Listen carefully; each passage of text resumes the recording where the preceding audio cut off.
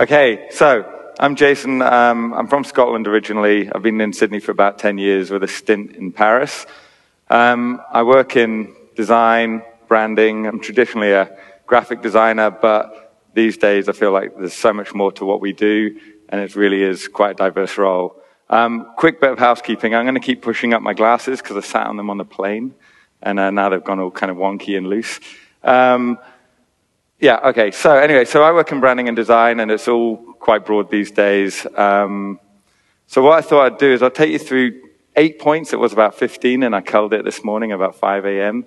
Because I didn't want to run out of time. Just about how we kind of do work, how we get to good creative results, how I push the studio and push kind of our business.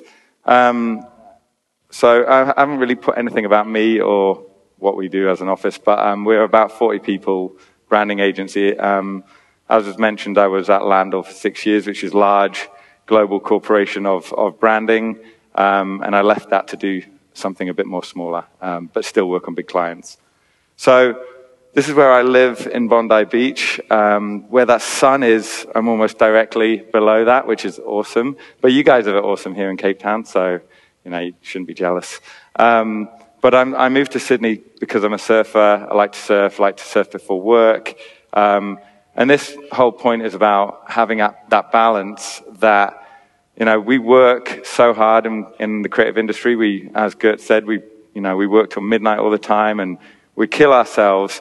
And I really found over the years that as much as I love to do that, and I will always do that, I equally need to have that balance. And I encourage everyone who works in our industry to find that balance and have that thing that separates you so that you can clear your mind and kind of be fresh for when you tackle some awesome projects.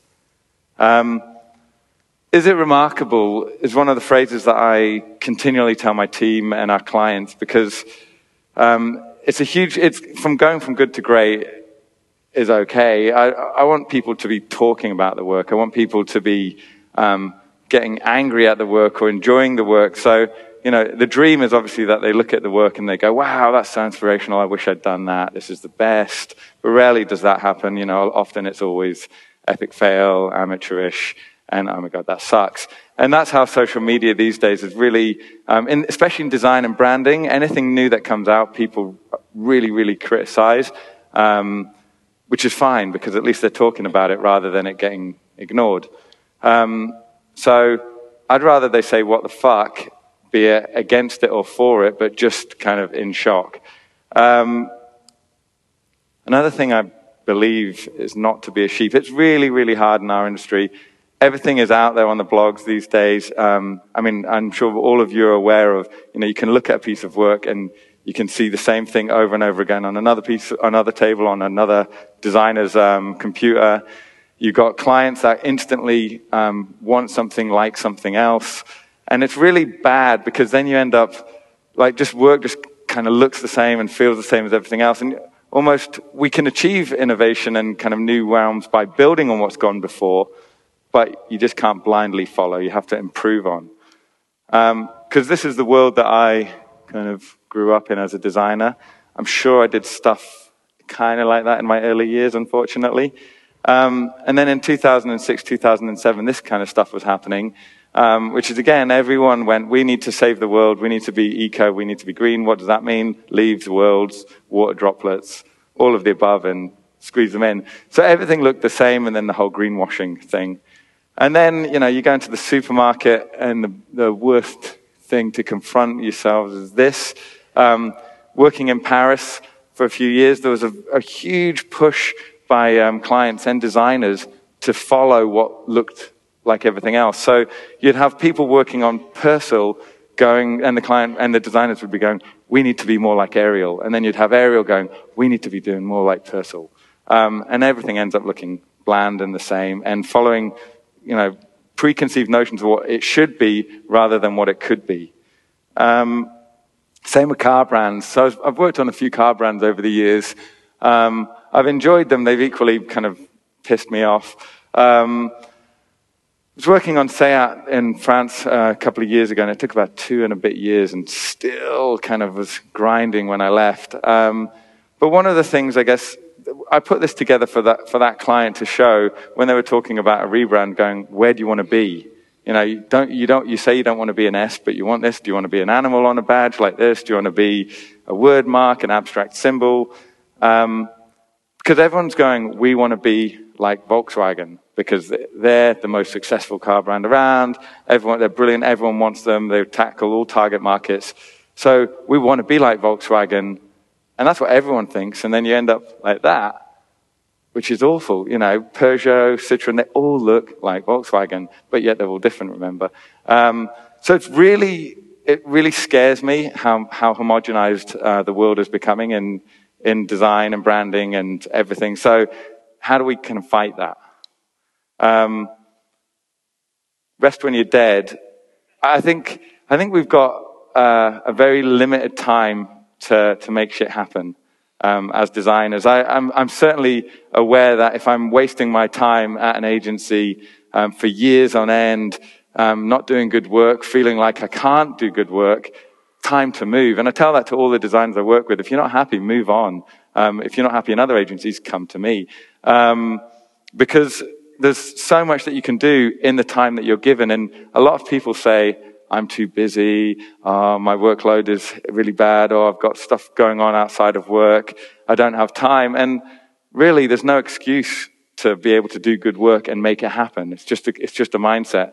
So what I started to do in my studio, and this is a kind of little side thing, because although I work on big brands that hopefully change the world and people's perceptions and, you know, really shift those brands, equally work on small stuff. And that's, I love doing design for posters and I love my team working on them, but I certainly am aware that it's not going to change the world.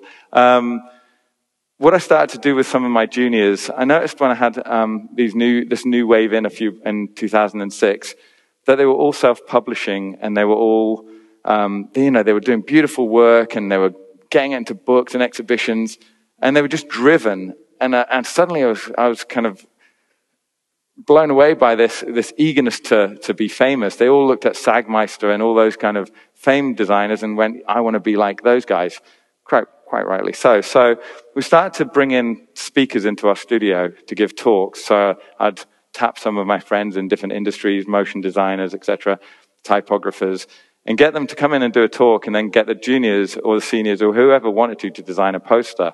They started to do those. The best one would obviously get printed, and then they started to win awards, and then they started to go, hang on a minute, if I put a little bit of extra effort in, I can win awards, I can be famous, and I can do great work. That looks awesome on my portfolio. So I started to make that common theme in the way I work with designers, just constantly giving them little briefs, side briefs, finding clients that want creative outcomes that aren't, you know, isn't big budget or anything. So stuff in the studio or exhibitions. This is for a thing called Eyesore, which was I for beauty, I for composition, I for design, I for color. Picked up loads of awards, and then we started to go to, and I don't want to really focus on awards, but I think I tend to find, especially for the younger designers, by encouraging them to create work that is award-worthy, they're more likely to then do that for the clients that you say, you can't do anything creative for, because they've broken that paradigm. So we started working with the Australian Graphic Design Association and started to run out all their different collateral for a year, so all different lecture posters, etc. And it was amazing just how diverse, every time the designers would tackle them, it would be, do something you've never done before. And so they did. And again, they just kept on doing great work, and it was awesome, and I loved it. And they loved it. And I mean, that last poster, the red one, the entire, that's like 6 or 7 designers and a photographer, all got up at 4:30 a.m., went down to the center of Sydney to take that picture. And that was commitment. I did say I was going to go, but I went for a surf instead. But they all got up and they did that, and it was just really encouraging to see how much people want to do good work. Paper companies would come to us, and so again, the designers would all, you know, find photographers who would do it for free. They'd find printers who would do special finishes for free, and then would do these kind of things. And then in Paris a couple of years ago, Invico, which is a paperboard from Igeson Paper, they're the guys that do Apple products, you know, the boxes. Really big paper company, really awesome company, really sustainable. They were running this promotion where they were doing this black box project, where they'd go to different designers and studios and say, here's this box about that size, design whatever you want in it, and we'll send it out to 5,000 people.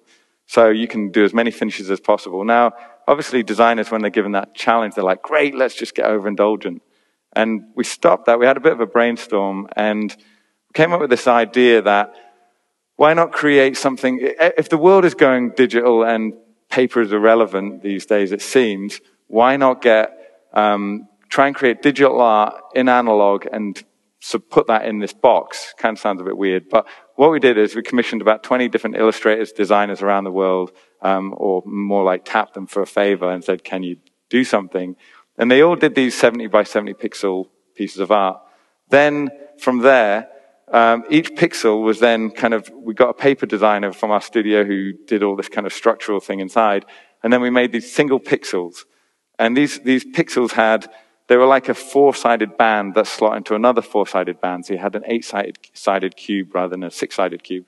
Sounds a bit weird. And each side had foils, embosses, and basically all that indulgence stuff.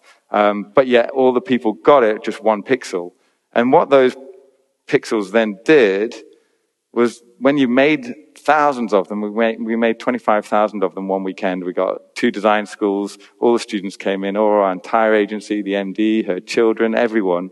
And we built this, there's me down in the corner without a beard. We built this massive set of pixels, so they became 3 meters by 3 meters. And each of these sides was a different part of another piece of artwork.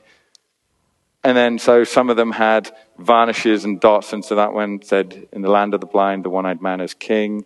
And so anyway, so these things, they went to Paris, to Moscow, to Tokyo, and it was really awesome. And our brief was design something that we can give away in a little box. And it had become this exhibition. So it became something really exciting. What I wanted to talk about, because I'm talking about Rest When You're Dead, there was this designer, he was an intern with me, and he was probably in the top, handful of designers I've ever worked with in my career. Fortunately, he's back working with me now in Sydney after like 5 years. He was in Australia working for my competitor, Interbrand, at the time, and I said, look, we've got this project, do you want to get involved? So he did. And so he did this thing, Cessina Certamam Pam Pom, this is certainly not an apple because it's based on Magritte's painting. This is certainly not an apple because it's a pixelized version of a painting of an apple. So that's what it was, a 3 meter by 3 meter canvas, and each of those white squares, when you look closely, was a foiled, nice piece of type. Anyway, he just volunteered that, and that was great. It didn't work for us, but he did it. And I always think the rewards for when you get involved and you do more than your day-to-day job, they do come back to you. So this exhibition was traveling around the world, went to New York, to Milk Studios, and then the client flew this guy Joao over from Sydney to come to the Big Apple to exhibit his Big Apple. And that was awesome. And so each time, every city that we went to, we sent 2 different designers from our studio who were involved to go to that city, or for that one, Joao went. But it was really cool. And it was just a small piece of work that grew really big, and everyone who worked on it got rewarded. And everyone, we engaged with the industry, and it was really cool. Change the rules. As I said, everyone's happy to follow suit and keep on looking at each other and kind of going with what you think it should be. I quite like these vinyl dolls. I'm sure you guys have them here. They're quite old now. But I give these as a giveaway to new designers or to clients or to freelancers or to whoever comes into my studio as a symbol of, just because you're given a canvas and a 3D canvas at that, it doesn't mean you have to follow the rules that you're given to create something beautiful. So these are different artists that create on them. And I think that's amazing how, because you naturally want to follow the lines and form of the object. So, where am I? Okay, so 2012 Olympics. I feel like this is the religious side of branding. I think there's before 2012 and after 2012. I think this is one of the most radical pieces of branding I've ever seen, and it really has changed the way we do things and the way I've managed to get good work happening. Clients instantly became more relaxed about good work, ugly work or kind of different work. Can any of you remember what the old Olympic logos were? I'll give you a hint. They kind of fit with your expectations. And I think this is the key, not to follow what you think it should be.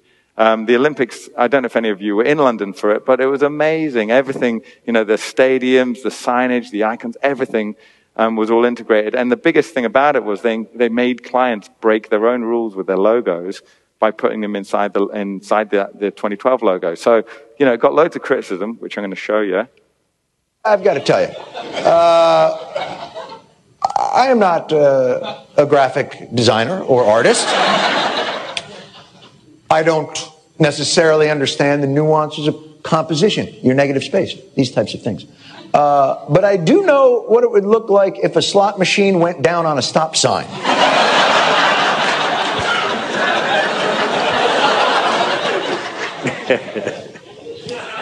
And then what's with the yellow? Oh, but my point is this.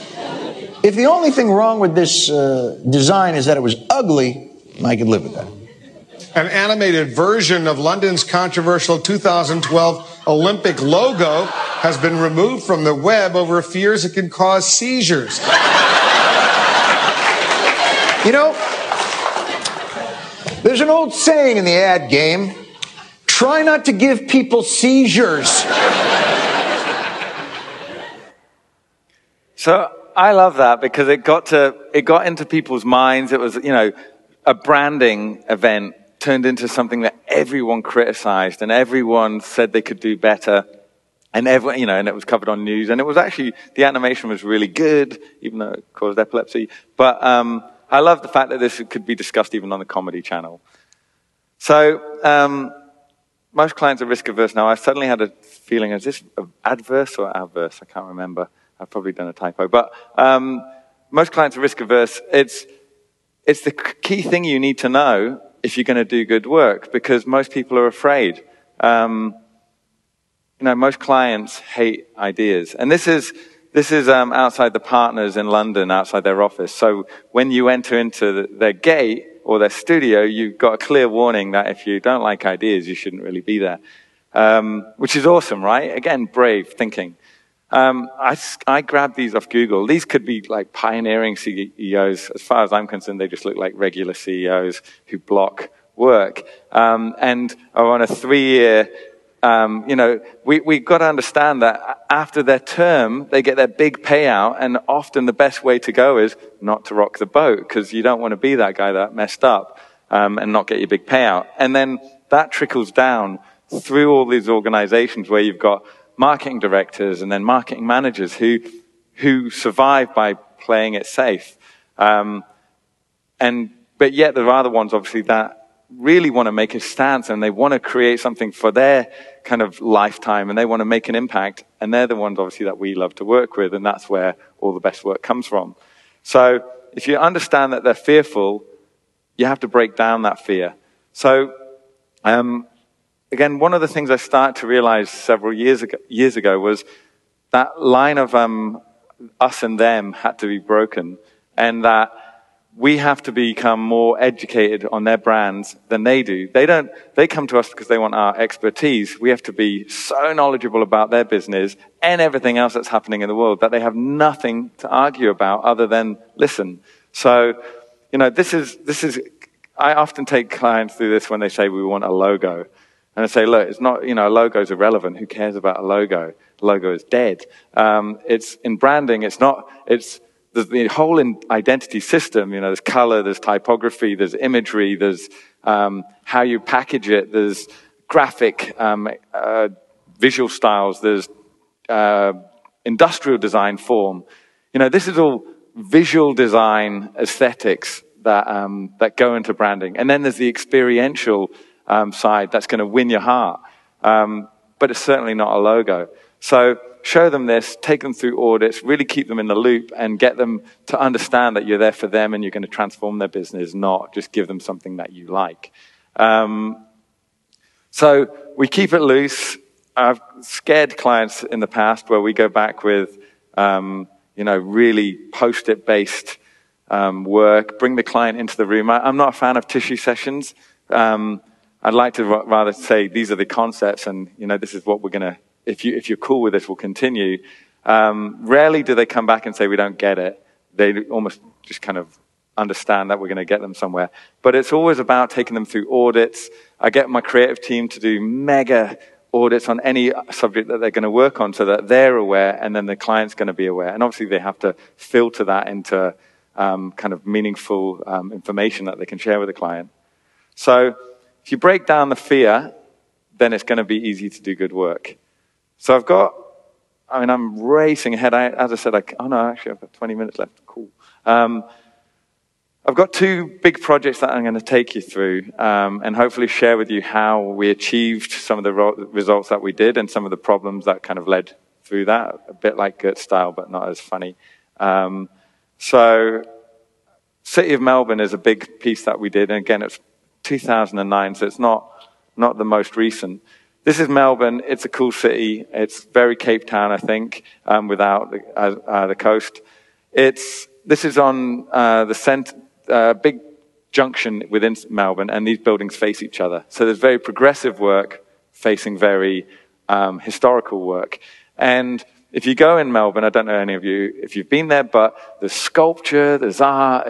It's such a vibrant city, really pedestrian friendly, and culturally rich. I mean, coming from Sydney, we look enviously at Melbourne for the culture and appreciation of all of those creative areas, but they don't have the beach, so I could never move down there. But when we started this was on the Monocle city thing, and it was number 9. Melbourne's number 2 now as the best city to live in, which is pretty cool. I'm not attributing that to this identity, but it would be cool if it was. This was the identity, City of Melbourne. So this, classic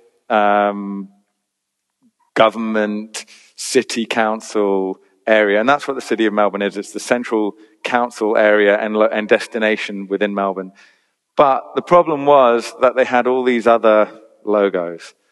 And we'd been tasked with fixing their brand strategy and getting them to work better. But no one had mentioned all these different logos. And so we did a bit of research interviews. I mean, we weren't even commissioned to work on the identity. It was just strategy. And we discovered that City of Melbourne logo, the grey one with the yellow, had actually been tweaked from a previous older logo 2 years before. So they'd commissioned someone to rebrand it or readjust it for no reason other than to fix the logo. So we found out that we got to the bottom that why did all these other logos exist? And it was because ultimately people just didn't feel that the people who gave you a parking ticket could be the people that run Fashion Week and have the big New Year's festival. So City of Melbourne are the people that do all of this thing for their people, but yet nobody knows it. They just think they're the bastards who give them parking tickets. So we went back with a couple of concepts, and they were all on this transforming identity, because as I said, 2012 Olympics was such a transformational piece for the industry. And dynamic identities that are no longer just a logo in the bottom left-hand corner, logos that are moving, systems that are kind of flexible, all of that's been kind of shifting. And so we've taken them on that journey. We shared with them things like Bahamas and, all the best stuff in the world, and how cultural institutions and destinations should be defining what brand identity is. And then all the telcos and banks and everything follow suit because someone else has paved the way for bravery, and then they want to be like that. So if you're a city, you should be one of the most creative identities. You should have one of the most creative identities around. Same with if you're a gallery or a museum. So these were the concepts. One was very safe. Excuse the kind of layout. I just chucked them on. I wasn't happy with any of these, to be honest. I was kind of scared going into the presentation. This was the other one that we presented that I was happy about, but I still thought it was ugly, and I was a bit worried. So this was about Melbourne being a catalyst for change. Constantly, a catalyst is an ingredient that doesn't adjust, but in the reaction. But lots of outcomes come from that. So I wanted to create an identity that collapsed all of those various identities into one, saved them a shitload of money, and had a flexible identity that could then get used across their different businesses. So, managed to sell this in, scarily. They bought it, and then they went, look, we're not quite sure if that M is unique. And by the way, we hate the rainbow one, but is it a unique shape? If you say it is, we'll believe you and we'll go with it. So we went back to the studio. Obviously, the budget's blown, and I've been told clients approved it. Let's just roll it out. But I always feel that there's a stage once you've been approved that you can still push things and kind of surprise. So got a senior designer who worked on this with a new junior designer who's awesome, and they started to work on a whole load of stuff for about a week. And we covered every part of the studio. This is like a fraction of the work. I mean, it really was this whole kind of wall, the floor covered in M's, exploration. Just if this is the M that the city's going to have, can we make sure it's unique? So we did all this stuff, and as you can see, there's all these post-its there because quite like to be collaborative. I always encourage my designers and anyone to have an opinion and often vote work in based on, well, I always impose mine most of all, but if the collective kind of thought should drive the right solution. So these are the 5 that we selected for various reasons, the first being the first one that we originally presented. And we went all the way through, and there was interesting stuff like that geometric one in the middle, isometric, chunky. This was in the early days when images were put in logos, and it was kind of just all breaking. And then there was this end one that myself and the junior just liked, but we thought, yeah, that's a bit out there. No one's ever going to go for that. The problem with that first one is it looks really bad when it's got no lines in it. Like the bottom and top one, it's just an ugly shape. And same with the middle one, they just didn't work. So I'd often get people in the studio, and I remember, and again, apologies to client directors, I pulled our client director over and asked her, out of all of these 5, which one should we go for? And her opinion was, and it's really bad, but she was like, definitely not the last one. It's got to be either 1, 2, or 3, but not the last one. They will never go with that. And so pretty much at that point decided that was the one we were going to go with. Because, again, we don't know what we don't know, and we're always scared of change, and we always put these blockages up. So the end one, worked it up. That was the final identity. The typeface, I contacted Joao, who was still at he'd just left for Interbrand at that point, and we were saying, this is the guy that worked on that cube thing, and I was saying, look, we're looking for a typeface that's a bit ugly, that's not your traditional city identity logo. Have you got any suggestions? So he instead of just sending me some fonts to try out, he goes, oh, you should use this font called Arete and maybe link it with a Mercury and some other fonts. And then he sent me a page through with layouts. This guy didn't even work for me, and he was giving me layouts and suggestions on how the type would work together. Anyway, we ended up using this font that he'd suggested, which is awesome. And this was the final identity. So from that geometric shape, the crystal idea, which was okay, had suddenly become really flexible. And every day, my junior would come in with 20 or 30 more iterations and say, what about this? What about this? And he said something to me at the time when I was like, just stop coming in and stop working late. He was like, look, it doesn't feel like work. I'm just really excited to see where I can take things. And I almost hugged him because it's, when you've got that eagerness to just prove and create something that you can't wait to see what it's going to turn out to be, that's the beauty of what we do. So these are all the logos. They use all of them. It becomes that's logos applied, but it became a system. If you think of government, they have all their different divisions within it. So the future focus and all these things. So what it allowed is this huge variation of literature that each department could use based on a certain M, but yet collectively it all brings together into a unified identity. And there's one of my designers, luckily in a billboard of graphic. Inevitably, with this kind of work, people hate it. So it was great feedback. I discovered the new City of Melbourne logo was designed in Sydney. I just threw up a little. I love this one. Whoever came up with Melbourne's new logo needs to have their eyes poked out with a wooden spoon. So what happened when this launched? We weren't allowed, it launched, and the mayor actually got scared just on the day that it launched. And so they didn't release all the different logos. They just released that one first version. And so everyone went, what the fuck? Crystal logo? Who cares? And then they discovered, hang on a minute, Sydney, Melbourne, what the? And there's a bit of rivalry there. I don't know if there's that like that in Joburg and Cape Town. Yeah? But so anyway, so they were up in arms, and the design community was spewing. We did actually have a Melbourne office at that point, based in, it had just kind of closed by the time this was launched. Bad timing.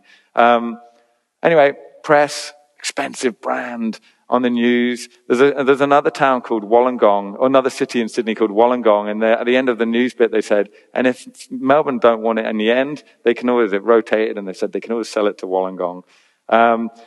The MTV, all these things on blogs, I admire, clever design, that's good. A magazine in Melbourne, oh my God, what the fuck? Lisa's saying what the fuck, right?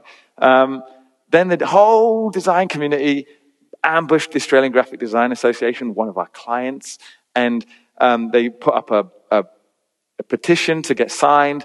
Every studio in Melbourne signed it, saying, get rid of this abomination, it's the worst thing ever. We weren't allowed to speak for 2 weeks still. We were like silenced. If press call, if anyone, nothing. So it was really screwed up. And all our designers on this project were just like, I thought this was a good piece of work, and we've just been told it's terrible. And obviously I'm trying to keep up, and trust me, it is good, don't stop listening to me. So it was really bad, and it kind of sucked. And then it didn't. And then the global community, because this is, design and how people talk about it, and the awareness is broader than the local kind of community. So globally, it started to really pick up and spread. These are all copies. It's on sale on a logo website. It's actually a mall in China now. Another government department in Norway released it and then got sued, and then the designer announced, I was heavily influenced. But it is a bit of flattery. It's actually a hotel in Portugal as well. Someone once tweeted to me, and they sent me the picture. So, I mean, copying is a form of flattery. If in hindsight, it would have made it a bit more complex, so it wasn't as copyable. But the point is, it did pick up a bunch of awards. It's now, it was voted in Australia as I know it's not the best kind of figure, but the third best logo of all time in Australia. So here's Australia, and everyone's saying the work is shit. How could they? And then globally, everyone's going, this is good. And then finally they go, okay, it is good, because we're sheep, and we don't want to be outliers with our thoughts. And if someone tells us it's good, and the book tells us it's good, and an award tells us it's good, it must be good. Anyway, I've got one big case study. 7 minutes, that's good. So off the back of that, what I really learned is be brave, push things, and get the designers to really own it. We've been working with a telco in Australia over the past 4 or 5 months. Telcos are notoriously bad to work for. They're boring. They're the most hated organizations in the world, along with banks. Consumers don't trust them. They rip us all off. We've got those hidden costs. I dread to think how much my roaming bill is when I go back to Sydney. And I've not even turned my phone on in fear that it's going to be massive. But telcos have it hard, and they're losing relevance as it's becoming more of telcos are becoming more of a utility. So the work is everything. And I guess ultimately, all the things that I've been telling you so far all ladder into this piece of work. This was Optus for years. I'm glad I didn't work on this, but they had these animals. The name is Optus. It was Opt for us because they entered the market in a monopoly where they were the challenger, like in '92. So they were like the people's champion for years and years, and they were doing new innovations, and everyone thought they were great. And then they stopped looking at the customer, and they started looking at their competitors to see what they were doing, and pretty much, you know, they ended up like this about a year and a half ago, 2 years ago, where they had the same crappy logo that said government, like, yes, Optus, you will say yes, rather than we're saying yes to you. And it just became irrelevant, and there was this cube. They'd killed off the animals, which that's all anyone knew them of anyway.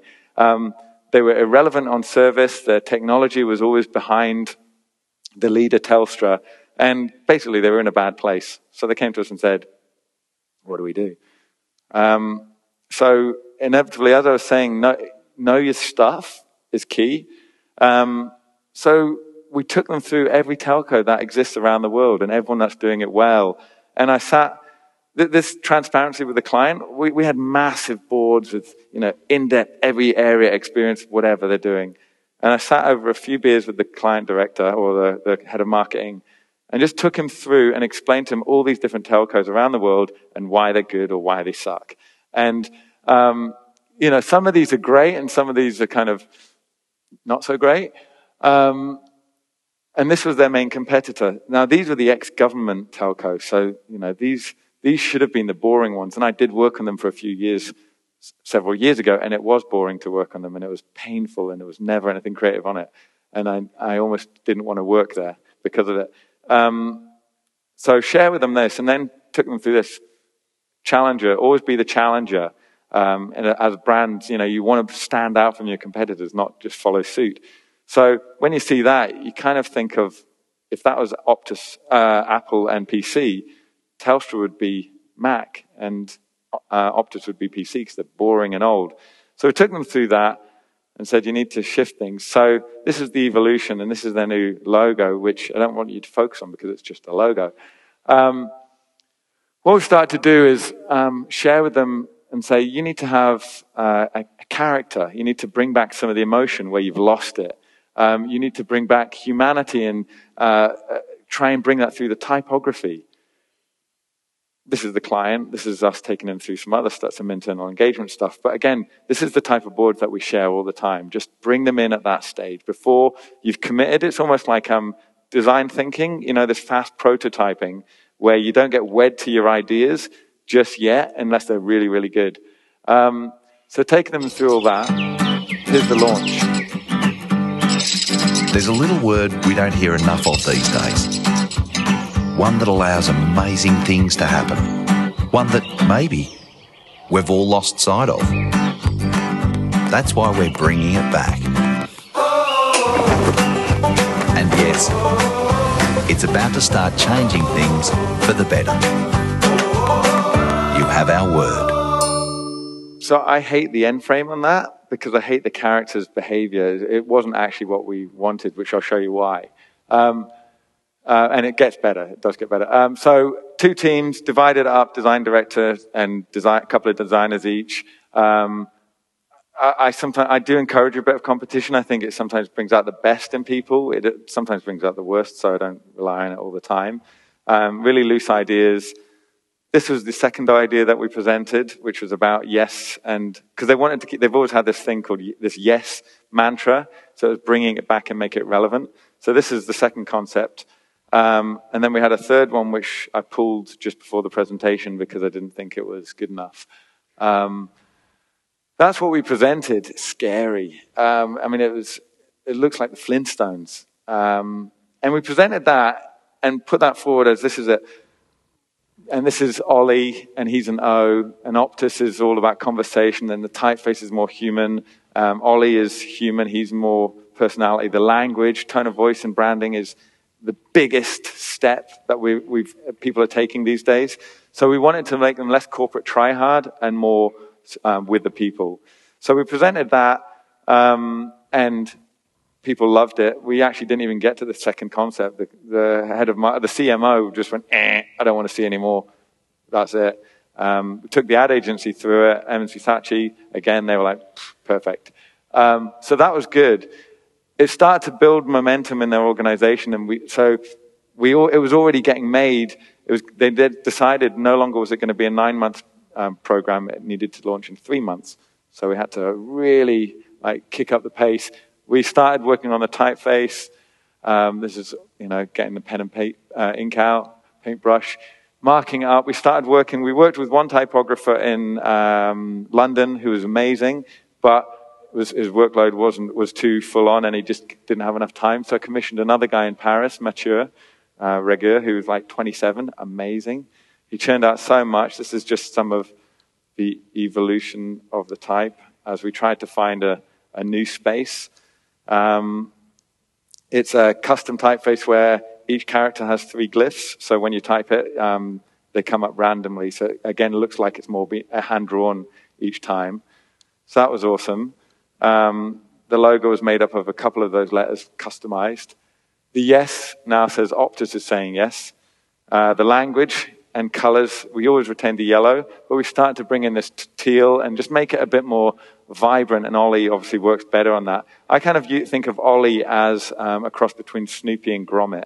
He's this positive character. He doesn't have a mouth. So, I mean, this is his first iteration. These were the ones that kind of we worked on. This is what they approved. We did look at a mouth at one point, but he just looked a bit naff. So it was also 2D. We were looking at his eyes, and this was new territory. Once we had to that stage, we then commissioned 3 illustrators around the world to see where they would take him if they were going to make him better. So these are the ones. The middle one was cool. The end one was, he gave us so much more, and you could clearly tell he was more of a cartoon illustrator. Not that we wanted Ollie to be a cartoon, but so we started to work through this development. These are some of the sketches. I love that one with the popcorn down in the bottom right. And that was the final Ollie. So he had this gradient, so now he worked on yellow as well. It's one of the challenges, your brand color, and you can't dominate with it. This is some of his poses. And then we also looked at, it was cool working with, because this illustrator was also an animator, so he was looking at how he moved, how he breathed, how he kind of swung his feet and tapped his legs, but I'm gonna flick through because I don't think we've got time. But it was really cool working on that development, and that's how he starts to work with the typeface. Have you noticed how we spend much less time talking on our mobile phones these days and a lot more time looking at them? Searching, reading, watching. At Optus, we've realised that can end up costing you lots of money in excess charges. So we've changed how we charge. So if you want a smarter plan that works with your smarter phone, search Optus My Plan, the smarter phone plan. I'm still not happy with that end frame either. It's starting to move on, and we've been working in partnership with M&C's actually kind of throughout this as they've been developing that, and I've worked really closely with their teams. This is the evolution of him. It's pretty cool. His facial expressions, even just how the eyes work and the nuances. We had lots of conversations with the illustrator. Another typeface was created, the voice of Ollie, so that it could be different ways of saying yes or affirmations, got it, yep, righto. So then he did this typeface, which is awesome. Because again, commissioning typefaces, many clients won't spend the money, and a lot of people just tweak existing typefaces, and then, I'd rather, if we get the opportunity, work with amazing people who can produce something way better than we can. Photography, start to simplify it. Your classic stock library, cheesy family shots, gone. All the competitors use them, so we were going singular. There's me. I stuck my head into the photo shoot just for a quick attempt. Anyway. The catalogs, traditionally, they all look the same. They all had the phone large on the front. So we kind of got this hipstery kind of masthead, the July issue, the August issue. Just getting this across and approved seemed so easy when we just educated them and said, here's what everyone else is doing, this is what you could do. Photography of products, guidelines. We know nobody reads guidelines anymore, but if you're like the rest of us, for more formal introduction to the new Optus could save you from some embarrassing faux pas. We managed to get in a bit of knowledge and guidance can help you avoid stepping on any typography toes, over-socializing Ollie, or insulting people's intelligence with corporate try-hard language. We were supplying them with these things, and they were just letting them go through, which is awesome. More advertising, banners, internal engagement is coming up, like brochure. On the side of this brochure, it said, hello, yes, and how's your day? It was really simple, really positive. You know, here's a unified brand that was touching every single touch point and starting to resonate with people who hated their jobs traditionally in a telco. So it's been really great. Retail, this was before. In 3 months, we unfortunately couldn't revamp the entire retail thing. It had to be in applied graphics for this one. We're currently in the revamp. And that's kind of where the phones were. They looked like you had a PowerPoint document to look at while you're looking at a phone. So we pushed it to that, simplified it. How they understood which plans to use, did that. Digital screens. The bags were really nice. So now when you left Optus, you walked hand in hand with Ollie rather than, you know, just an applied logo. Because most people, you know, they don't know how to, they're scared of just doing simple ideas like this. Information, like instruction manuals, you know, boring stuff, and just making it a bit more funny and having tapping into the insight that consumers don't read instructions, or if they do, they find them complex. So just being playful with the language. Packaging. So simplifying it, you know, there are huge battles with the phone companies to say, can we please just put text over the screen? But we managed to slip in ideas here, like on the features down the side, contacts that, you know, you got 8-megapixel camera, blah, blah, blah, and then at the end, contacts aliens, if you had said aliens phone number, turns back time with its retro good looks, not literally. We almost had things laterally, monkey, potato, spaceman. It got right to the top and then rejected. But it was cool that, you know, when you're pushing a client this far, they're willing to listen when you put some outlying ideas. So these were just a bunch of fun stuff. Every staff member's got their yes t-shirt, so they're saying yes. In Melbourne, when it's pissing it down, there's a bunch of umbrellas that's got a tag saying, Melbourne, we've got you covered. Give people out umbrellas with Ollie. Great way to brighten up a miserable day. These have just gone ahead, and they're out in the staff. So Telstra, obviously the competitors. There's always these bowls of mints like Mentos in all the meeting rooms in Telstra. So I'm just here for the mints. Anyway, so we're being able to have fun. You know, traditionally this just had visitor on it. So inevitably the reaction, new Optus logo, looks like CEO, gave a kid a job. It's all right. You know, at least they're commenting on it. This was a good one. This was one of my favorites off a blog.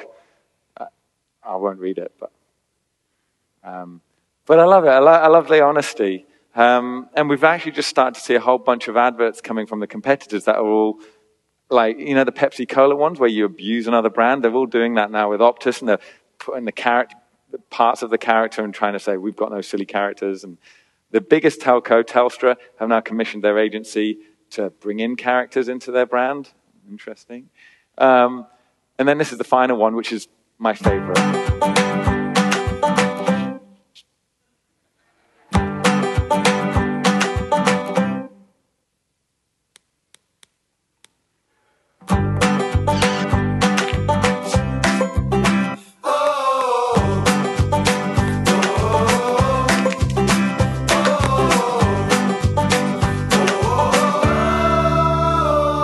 And I think that was the right feeling for him. Like, he didn't he didn't go, yeah, that's awesome. He kind of just looks at it and goes, yep, that's it, done. And he rolls up his skin arms. So anyway, so that was aired in cinemas on the launch. So that was really cool as well. And that was one of my favorite creative teams from the ad agency that worked on that. So that's it. I mean, it's just to take you through how far a brand identity can stretch across every touch point and continue to push an idea rather than just simply cut and paste all the different elements. And that's why the work is everything. That's me. Thank you very much.